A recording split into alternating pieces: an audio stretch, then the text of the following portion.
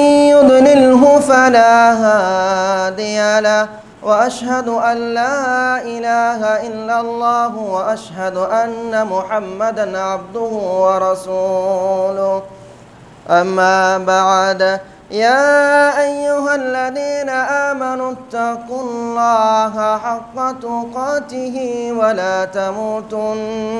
ولا تموتن إلا وأنتم مسلمون يا أيها الناس اتقوا ربكم الذي خلقكم من نفس واحدة وخلق منها زوجها وبث منهما رجالا كثيرا ونساء واتقوا الله الذي تساءلون به والأرحام إن الله كان عليكم رقيبا يا أيها الذين آمنوا اتقوا الله وقولوا قولا سديدا يصلح لكم أعمالكم ويغفر لكم ذنوبكم ومن يطع الله ورسوله فقد فاز فوزا عظيما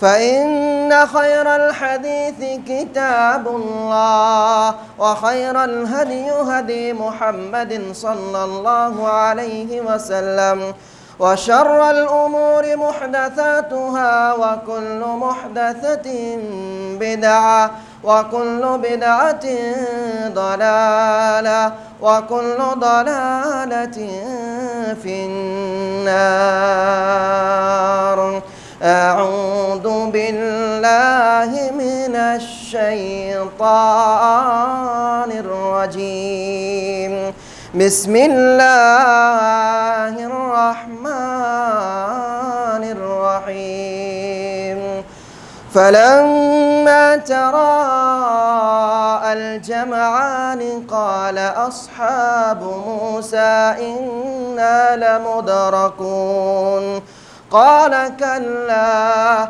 إن معي ربي سيهدين فأوحينا إلى موسى أن اضرب بعصاك البحر فانفلق فكان كل فرق كالطود العظيم عن أبي هريرة رضي الله تعالى عنه قال رسول الله صلى الله عليه وسلم أفضل الصيام بعد رمضان شهر الله المحرم وأفضل الصلاة صلاة الليل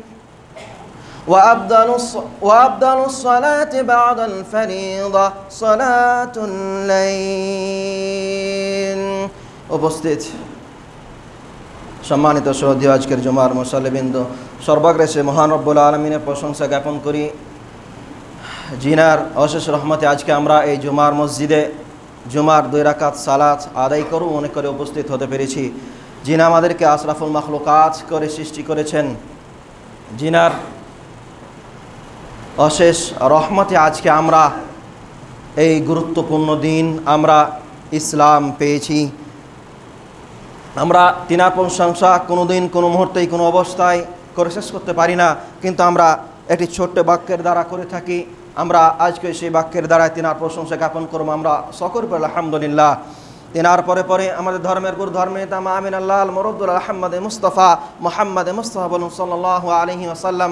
তিনার প্রতি হাজার হাজার লক্ষ কোটি দরুদ সালাম অবতীর্ণ হোক।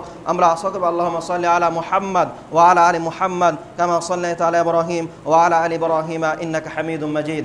আল্লাহুম্মা বারিক আলা মুহাম্মদ ওয়া আলা আলি মুহাম্মদ কামা বারাকতা আলা ইব্রাহিম ওয়া আলা আলি ইব্রাহিম ইন্নাকা হামিদুম মাজিদ।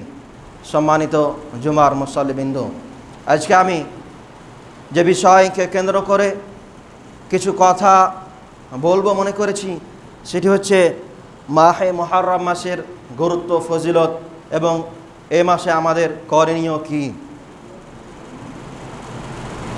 সম্মানিত সুধী মণ্ডলী, কিছুদিন পূর্বে আমি বলেছিলাম আল্লাহ তাআলার নিকটে মাসের সংখ্যা হচ্ছে 12টি। তার মধ্যে চারটি এমন মাস রয়েছে যেই চারটি মাস আল্লাহ তাআলার নিকটে অতীব গুরুত্বপূর্ণ মাস, অধিক সম্মানীয় মাস। আল্লাহ তাবারক ওয়া তাআলা সেই ব্যাপারে কোরআন পাকের মধ্যে বলেছেন, ইন্না ইদ্দাতাশ শুহুরি ইনদাল্লাহি 12 শাহরান ফি কিতাবিল্লাহ ইয়াওমা খালাকাস সামাওয়াতি ওয়াল আরদা মিনহা আরবাতুন হুরুম যালিকাদ দীনুল কাইয়্যিম। আল্লাহ রাব্বুল আলামিন বলছেন, আল্লাহ তাআলা তার নিকটে মাসের গণনা হচ্ছে 12টি, কিন্তু তার মধ্যে 4টি মাস এমন মাস রয়েছে যেই 4টি মাস অনেক সম্মানীয় মাস। মিনহা আরবাতুন হুরুম যালিকা দ্বীনুল কাইয়্যিম। আল্লাহ তাআলা তারপরে বলছেন, এটাই হচ্ছে সোজা দিন, এটাই হচ্ছে সঠিক দিন। এই 4টি মাস কোন কোন মাস এ ব্যাপারে রাসূলুল্লাহ সাল্লাল্লাহু আলাইহি ওয়াসাল্লাম হাদিসের মধ্যে বলেছেন, দুল কাদা ওয়া দুল হিজ্জা ওয়াল মুহররম ওর রাজাব। অর্থাৎ আমরা পরস্পর 2টি মাস অতিবাহিত করে ফেলেছি। আজকে যে মাস আমরা পা রেখেছি সেই মাসটি হচ্ছে মুহররম মাস। আমরা হতে পারে অনেকেই আমরা জানি না যে এই মুহররম মাস আরবি বছরের প্রথম মাস, এবং সেই আরবি বছরের প্রথম দিন আজকে আমরা পা দিয়েছি।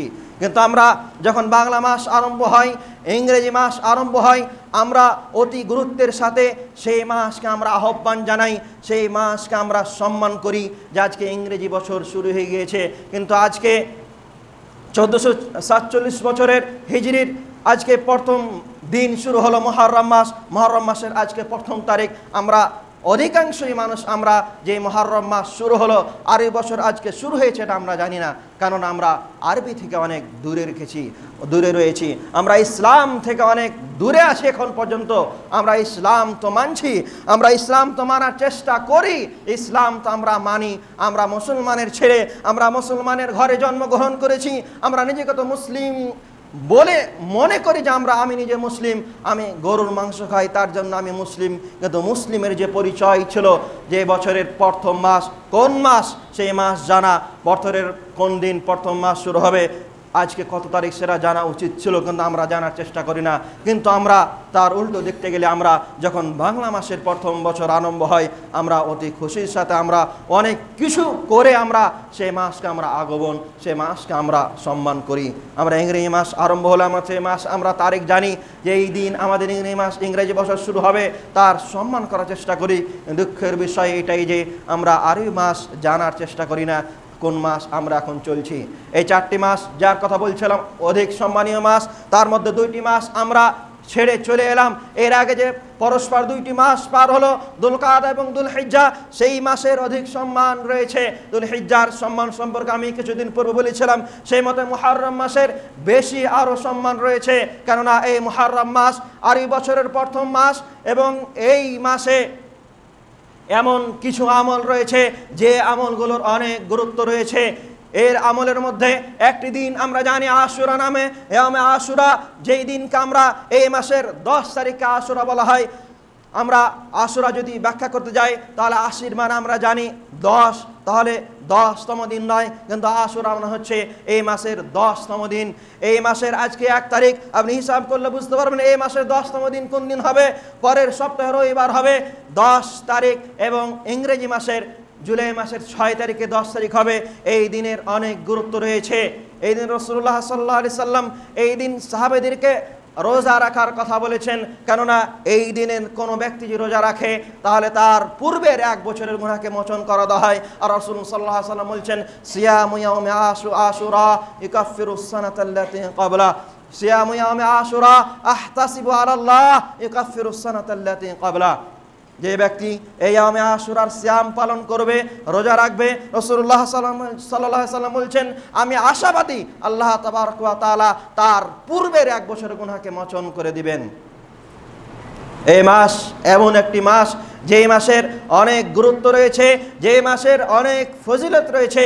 যেই মাসে যদি কোনো মানুষ, কোনো ব্যক্তি বেশি বেশি নফল সিয়াম পালন করতে পারে, তাহলে রমজান মাসের পরে এই মাসের সিয়ামকে বেশি প্রাধান্য দেওয়া হয়েছে।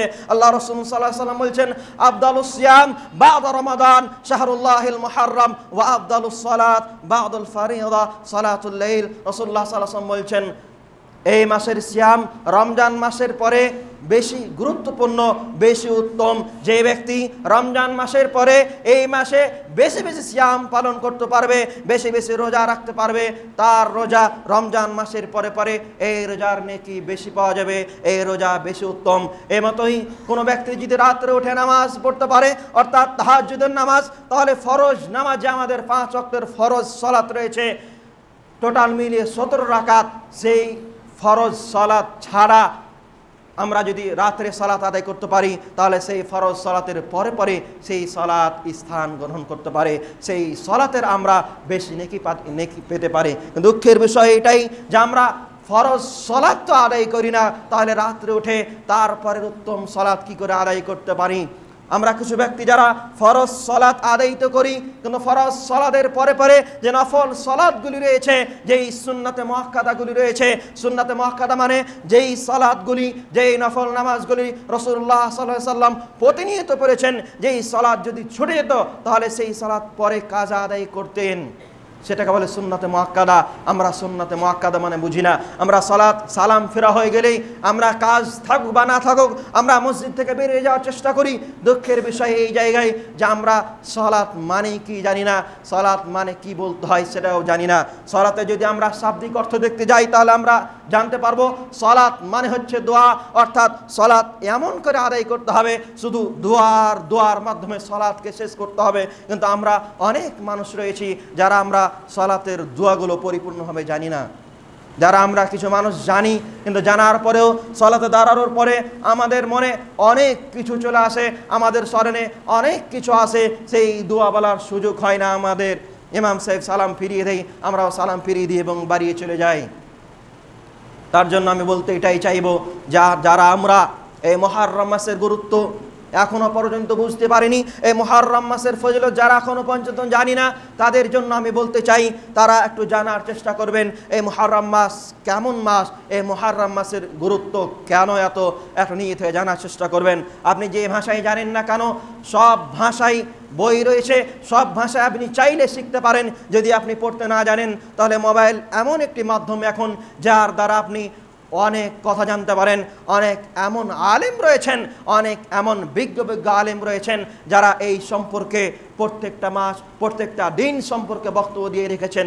সেই বক্তব্যগুলো শুনে আপনি জানতে পারেন, কিন্তু আমরা জানার চেষ্টা করি না। মোবাইলকে ব্যবহার করি এমন জায়গায় যেই জায়গায় আমাদের দুনিয়াও ক্ষতি রয়েছে, পরকালেও ক্ষতি রয়েছে। ক্ষতির জায়গায় আমরা মোবাইল ব্যবহার করি, কিন্তু লাভের জায়গায় আমরা মোবাইল ব্যবহার করতে পারি না। আমি কিছুক্ষণ পরে বলছিলাম ইয়ামে আশুরা, এই দিন যদি কোনো ব্যক্তি সিয়াম পালন করে তাহলে তার পূর্বের 1 বছরের গুনাহকে মোচন করে দেওয়া হবে। তাহলে আমরা এই দিনের রোজা কেন রাখবো, এই রোজা কোথা থেকে এলো একটু জানার চেষ্টা করি। এই রোজা মুসা আলাইহিস সালামের দেওয়া রোজা, অর্থাৎ মুসা আলাইহিস সালাম এই 10 মুহররমে ফেরাউনের হাত থেকে নাজাত পেয়েছিলেন। সেই দিন সেই নাজাত পাওয়ার কারণে তিনি খুশিতে আল্লাহ তাআলার সন্তুষ্টির জন্য একটি রোজা সিয়াম পালন করেছিলেন। সেই জন্যই সাহাবায়ে কেরাম এবং ইসলাম আসার পূর্বে থেকে অনেক মানুষ ইহুদিরা এই দিনের সিয়াম পালন করত। এই জন্য এই দিনের সিয়াম আমরা পালন করি। মুসা আলাইহিস সালামের একটি ঘটনা বলি। মুসা আলাইহিস সালাম কেমন করে নাজাত পেলেন, আল্লাহ তাবারক ওয়া তাআলা সেই কথাকে কোরআনের মধ্যে তুলে ধরে বলছেন, ফালাম্মা তারা আল জামান ক্বালা আসহাবু মুসা ইন্না লামুদরাকুন ক্বালা কাল্লা ইন্না মাইয়া রাব্বি সায়াহদিন ফাআওহাইনা ইলা মুসা আন ইদরিব বিআসাকাল বাহর ফালাকা ফাকানা কুল্লু ফিরকিন কাত্তাউদিল আযীম। একদিন মুসা আলাইহিস সালামকে ফেরাউন তাড়াও করলো। মুসা আলাইহিস সালাম সেই ফেরাউনের হাত থেকে বাঁচার জন্য পালাতে আরম্ভ করলো। এমন সময় এমন এক জায়গায় পৌঁছালো যেই জায়গায় তার সামনে ছিল সমুদ্র, ডানে এবং বামে ছিল পাহাড়, পিছনে ছিল ফেরাউন এবং তার দল। সেই জায়গা তার আর বাঁচার কোনো পথ ছিল না। তার দলবল মুসা আলাইহিস সালামের দলবল বলতে আরম্ভ করলো, ফালাম্মা তারা আল জামান, যখন দেখলো তার পিছনে শত্রু, তারা বলতে আরম্ভ করলো, এখন তো আমাদের আর বাঁচার কোনো পথ নেই। তখন মুসা আলাইহিস সালাম কি বলেছিলেন জানেন?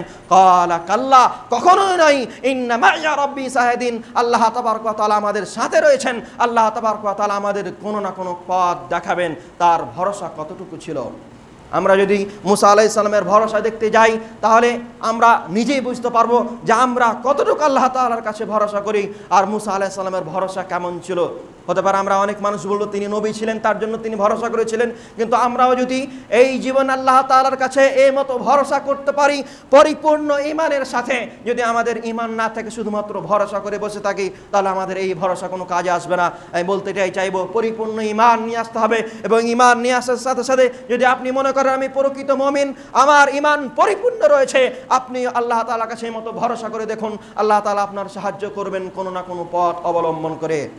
মুসা আলাইহিস সালাম তখন বললেন ক্বালা কাল্লা, কখনো নয়, আল্লাহ তাআলা আমাদেরকে পথ দেখাবেন। আল্লাহ তাবারক ওয়া তাআলা সাথে সাথে বলছেন ফাআওহাইনা ইলা মুসা, তার দিকে ওহী করে বললেন ফাআওহাইনা ইলা মুসা আন ইদরিব বিআসাকাল বাহর, হে মুসা তোমার লাঠি সেই সমুদ্রের মধ্যে মারো। মুসা আলাইহিস সালাম যখন তার লাঠি সমুদ্রে মারলো, ফালাকা মিনহা ফাকালা কুল্লু ফিরকিন কাত্তাউল আদিম, সেই সমুদ্রের মধ্যে একটি রাস্তা তৈরি হয়ে গেল, যে রাস্তার মধ্যে দিয়ে মুসা আলাইহিস সালাম এবং তার কওম পাড়িয়ে চলে গেলেন।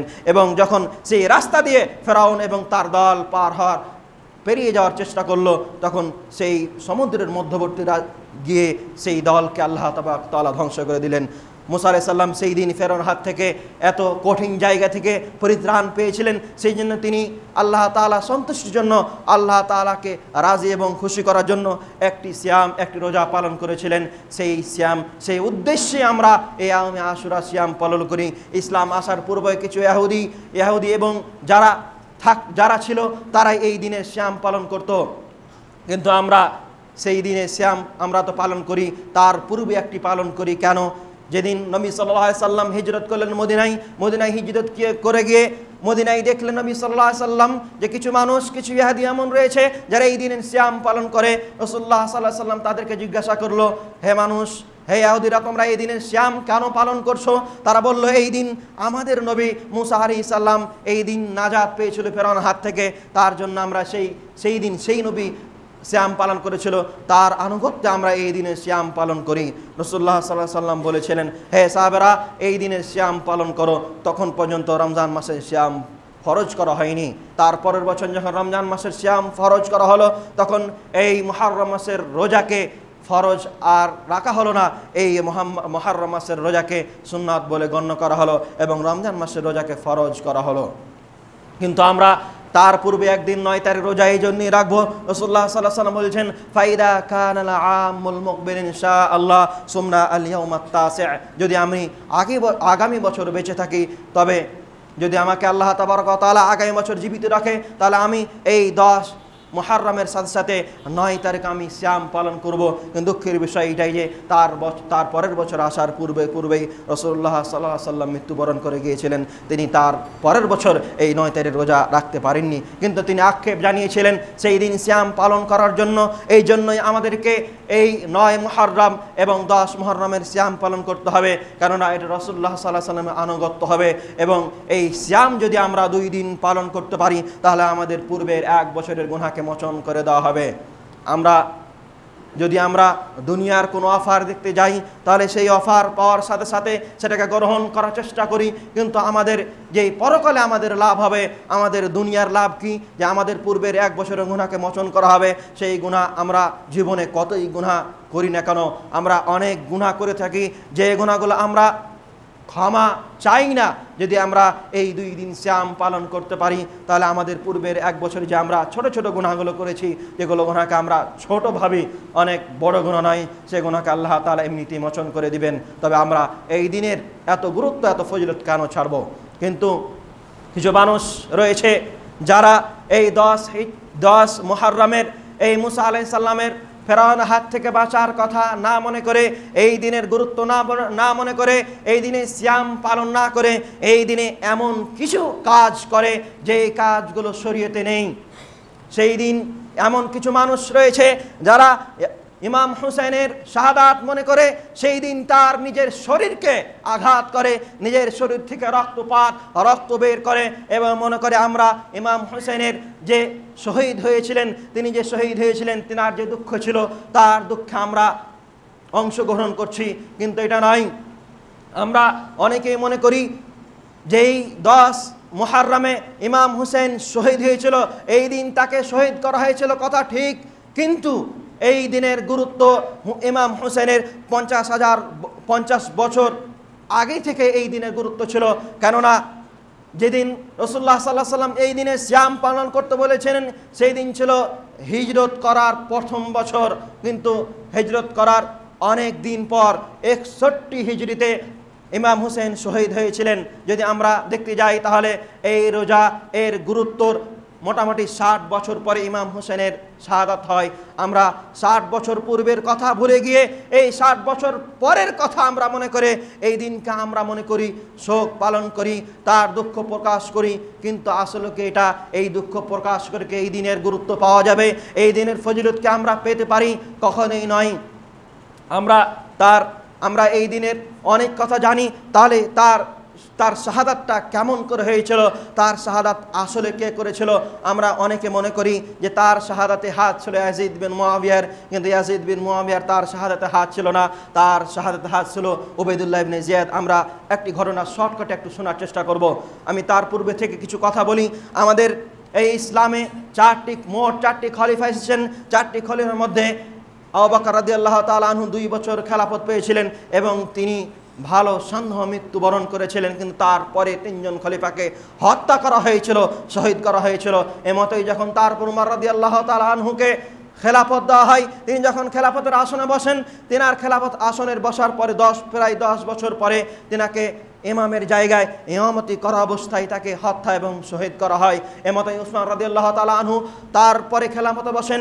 12 বছর খেলাফত করার পরে তিনাকে একটি জায়গায় ডেকে তিনাকে কিছু মানুষ হত্যা করে দেন এবং তিনার পরে আলী রাদিয়াল্লাহু তাআলা আনহুকে সেই খেলাফতে বসানো হয়। খেলাফত তিনি 5 বছর করেন। তিনাকে এমন এক জায়গায় ডেকে তিনাকে হত্যা করা হয়। কিন্তু উসমান রাদিয়াল্লাহু তাআলা আনহু হত্যা হয়ে যাওয়ার পরে, শহীদ হয়ে যাওয়ার পরে মানুষের মধ্যে বিবাদ সৃষ্টি হয়ে যায়। এখন খেলাফত কে নেবে? মুআবিয়া ছিল উসমান রাদিয়াল্লাহু তাআলা আনহুর বংশ থেকে, তিনি চাইনি, কিন্তু তার বংশের মানুষ চেয়েছিল যে মুআবিয়া রাদিয়াল্লাহু তাআলা আনহু খেলাফতে বসুক। কিন্তু মুআবিয়া নিজেই চেয়েছিল আমার চেয়ে উত্তম ব্যক্তি হচ্ছে আলী রাদিয়াল্লাহু তাআলা আনহু, তিনি বসুন। তিনি খেলাফতে বসেছিলেন। কিন্তু মুআবিয়া কিছু কথার বিপক্ষে গিয়েছিল যে তিনার বংশ থেকে উসমান রাদিয়াল্লাহু তাআলা আনহু ছিল, তিনাকে শহীদ করা হয়েছিল। তিনি চেয়েছিল যে আলী রাদিয়াল্লাহু তাআলা আনহু যে উসমান রাদিয়াল্লাহুকে যারা শহীদ করেছে তাদের কাছ থেকে বদলা নেওয়া হোক, তাদেরকে হত্যা করা হোক। কিন্তু আলী রাদিয়াল্লাহু তাআলা আনহু অনেক বিচক্ষণ ব্যক্তি ছিলেন। তিনি বললেন একটু মামলাটা শান্ত হয়ে যাক, তারপর তাদের কাছে বদলা নেওয়া হবে। কিন্তু মুআবিয়া রাদিয়াল্লাহু তাআলা না মেনে তার বিপক্ষে একটি লড়াই আরম্ভ করে। কিন্তু মুআবিয়া রাদিয়াল্লাহু তাআলা আনহু আলী রাদিয়াল্লাহু আনহুকে হত্যা করেননি। কিছু এমন একজন মানুষ ছিলেন, কিছু এমন ব্যক্তি ছিলেন যারা আলী রাদিয়াল্লাহু তাআলা আনহুকে হত্যা করে দেন, শহীদ করে দেন। তারপরে তার শহীদের কথা মুআবিয়া রাদিয়াল্লাহু তাআলা আনহু ঘাড়ে কাঁধে চাপিয়ে দেন, কেননা তাদের দুজনের মধ্যে দ্বন্দ্ব ছিল। মানুষ সেটাই মেনে নেয়। তারপর রাদিয়াল্লাহু তাআলা আনহু হত্যা হয়ে যাওয়ার পরে, শহীদ হয়ে যাওয়ার পরে হাসান রাদিয়াল্লাহু তাআলা আনহু কিছুদিনের জন্য সেই খেলাফত আসন গ্রহণ করে। মাসখানেক 6 মাস সেই খেলাফতে বসে থাকেন। তারপরে দেখেন যদি আমি খেলাফতে থাকি তাহলে এই দুনিয়ায় এই ইসলাম যে আমরা পেয়েছি এই ইসলাম আর টিকবে না, ইসলাম নষ্ট হয়ে যাবে। তিনি নিজেই মুআবিয়া রাদিয়াল্লাহু তাআলা আনহুকে তার ভাইকে নিয়ে গিয়ে, হুসাইন রাদিয়াল্লাহু তাআলা আনহুকে নিয়ে গিয়ে তার হাতে বায়াত করে তাকে খেলাফত দিয়ে দেন। কিন্তু মুআবিয়া রাদিয়াল্লাহু তাআলা আনহু অনেক দিন ধরে সেই খেলাফত চালাতে থাকেন। কিন্তু মুআবিয়া রাদিয়াল্লাহু তাআলা আনহু মৃত্যুর পরে তার ছেলে ইয়াজিদ বিন মুআবিয়াকে সেই খেলাফত দিয়ে দেওয়া হয়। এমতই যখন ইয়াজিদ বিন মুআবিয়া সেই খেলাফত পায়, হুসাইন রাদিয়াল্লাহু তাআলা আনহু তার খেলাফতকে মেনে নেননি।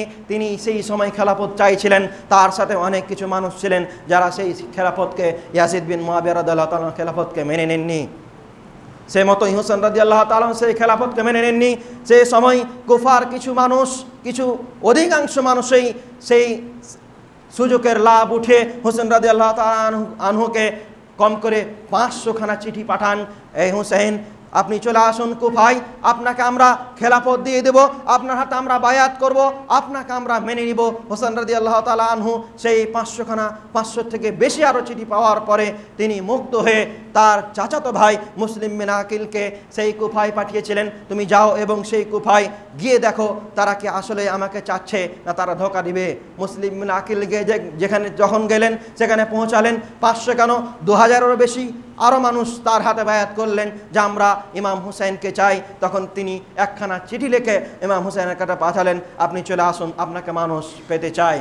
হুসাইন রাদিয়াল্লাহু তাআলা আনহু সেই চিঠি পাওয়ার সাথে সাথেই তার সপরিবারকে নিয়ে, তার চাচাতো ভাইদেরকে নিয়ে সেই কুফার জন্য রওনা দিয়ে বেরিয়ে গেলেন।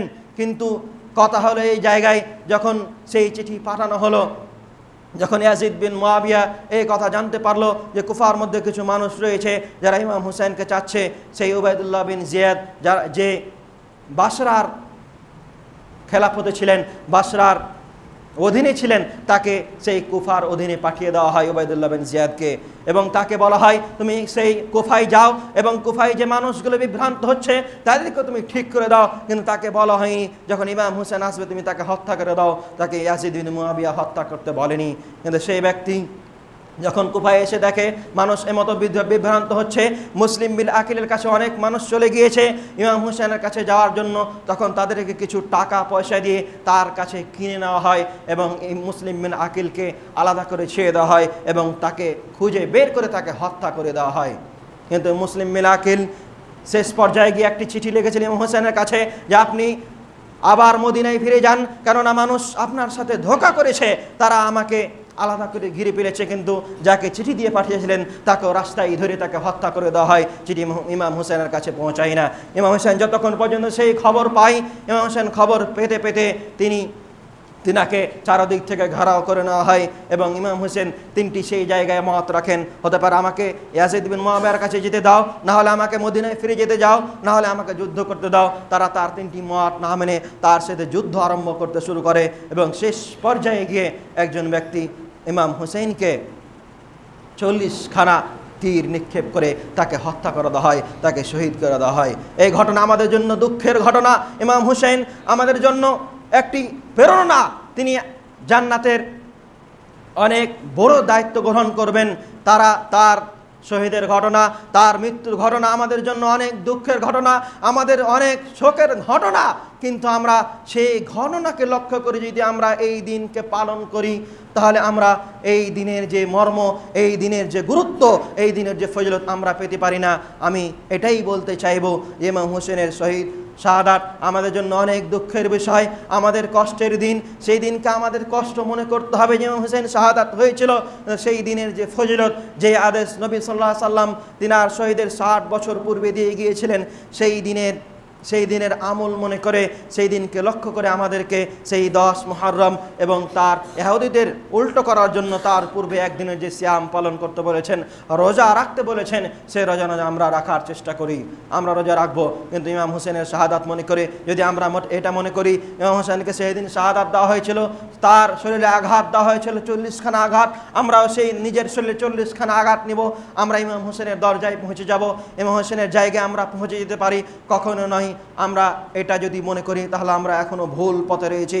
আমাদেরকে এই ভুল পথ থেকে বেরিয়ে আসতে হবে, আমাদেরকে দুঃখ প্রকাশ করতে হবে, এটা ঠিক। কিন্তু আমাদের সেই দিনের যে আমাদের করণীয়, সেই দিন আমাদেরকে সিয়াম পালন করা, বেশি বেশি আল্লাহ তাআলার কাছে দোয়া করা। যদি আমরা কোনো গুনাহ করে থাকি তাহলে সিয়াম অবস্থায় আল্লাহ তাআলার কাছে ক্ষমা চাওয়া, এই আমলগুলো আমাদের করতে হবে। তবে আমরা সেই দিনের গুরুত্ব, আমরা সেই দিনের ফজিলত আমরা অর্জন করতে পারি। আমরা আল্লাহ তাআলার কাছে দোয়া করি, আল্লাহ তাআলা যেন আমাদেরকে এই মুহররম মাসের গুরুত্ব, ফজিলত এবং এই মাসের করণীয়কে সঠিকভাবে বুঝে এবং তার প্রতি আমল করা তৌফিক দান করেন।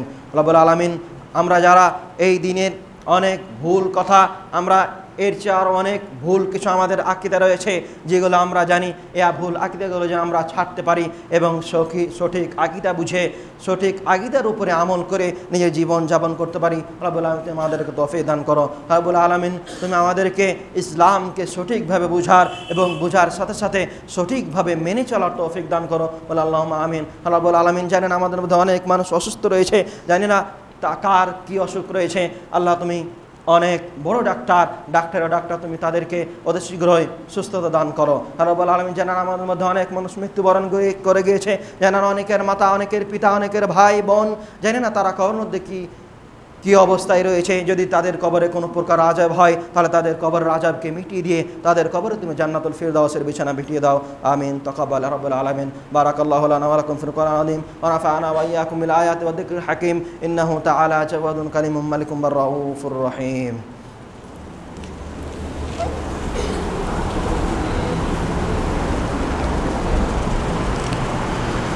আলহামদুলিল্লাহি আলা ইহসানিহি والصلاة والسلام على نبينا محمد بن عبد الله وعلى آله وصحبه أجمعين ومن تبعهم بإحسان إلى يوم الدين. أما بعد، أعوذ بالله من الشيطان الرجيم. بسم الله الرحمن الرحيم. إن الله وملائكته يصلون على النبي يا أيها الذين آمنوا صلوا عليه وسلموا تسليما. اللهم صل على محمد وعلى آل محمد كما صليت على إبراهيم وعلى آل إبراهيم إنك حميد مجيد. اللهم بارك على محمد وعلى آل محمد كما باركت على إبراهيم وعلى آل إبراهيم إنك حميد مجيد. سبحان ربك رب العزة عما يصفون وسلام على المرسلين والحمد لله رب العالمين. أقيموا الصلاة.